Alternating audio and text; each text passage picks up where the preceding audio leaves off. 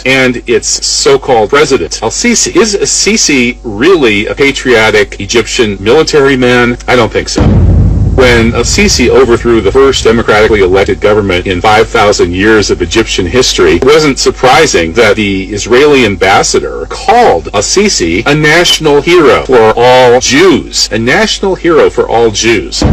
Sisi obviously overthrew the Egyptian government on behalf of his paymasters in Tel Aviv. Everything he's done since then bears this out. And of course, it's no secret that al-Sisi was the Israeli liaison to the Egyptian military during his time as a general. When the Israeli liaison to an Arab country's military, an Arab country that, by the way, is largely occupied by and on behalf of Israel, taking billions of dollars from the American taxpayer in return for doing whatever Israel tells it, that military liaison, in this case al-Sisi, is obviously very, very close to the Israelis, and that such a person would be the one to lead a coup d'etat, essentially that in itself.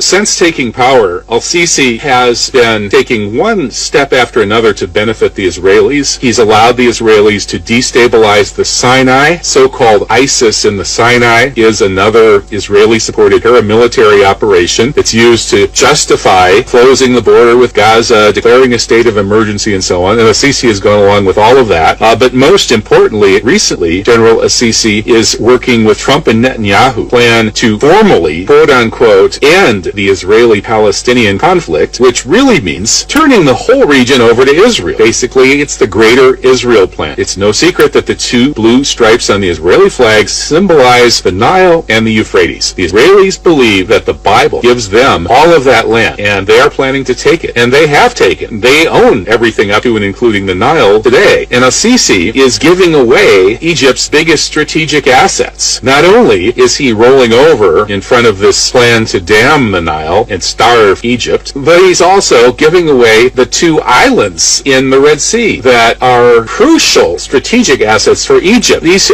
two islands command the Straits of Aqaba along Egypt's eastern border. They are key to the Israelis, who took them. They are going to just hand these islands to Saudi Arabia, which in turn is handing them over to Israel. This is an outrage, as everybody in Egypt who's not on the Israeli payroll knows. The Saudi royal family is also very close to the Zionists. They always have been, but only recently have they come out and admitted it and created the beginnings of a formal alliance. And now the Saudis bribed al-Sisi apparently to the tune of $20 billion, but that's just a formality. The Muslim Brotherhood, whatever one may think of its capabilities when it was briefly in power, was talking about abrogating the Camp David Accords. It was talking about actually defending Egypt against this attempt to commit genocide against Egypt by damming the Nile. The government of President Morsi at one point was considering becoming allied to or opening up friendly relations with Iran. And all of these are no-no by people who think that they can compromise with the West and with the Zionists. And that doesn't work. You have to either execute, permanently imprison, or exile people like al-Sisi, people who are agents of the hostile powers that are occupying your country. In that revolutionary situation where a nation is trying to take back its autonomy and become a free country once again, when the Egyptian people finally rise up and take back their country from the likes of al-Sisi and his Israeli army of occupiers, they have to be removed from any chance of power, any chance of undermining your revolution. The Egyptian people don't have very long to act because they're losing their country very, very quickly. They're not just losing the Gulf, they're essentially handing over their country to Greater Israel. The Nile is currently in the hands of Israel. They're taking the islands in the Red Sea. This threat of genocide against Egypt through damming the Nile is looming heavier and heavier over Egypt. Egypt needs to be taken back by patriots. Mainstream Egyptian media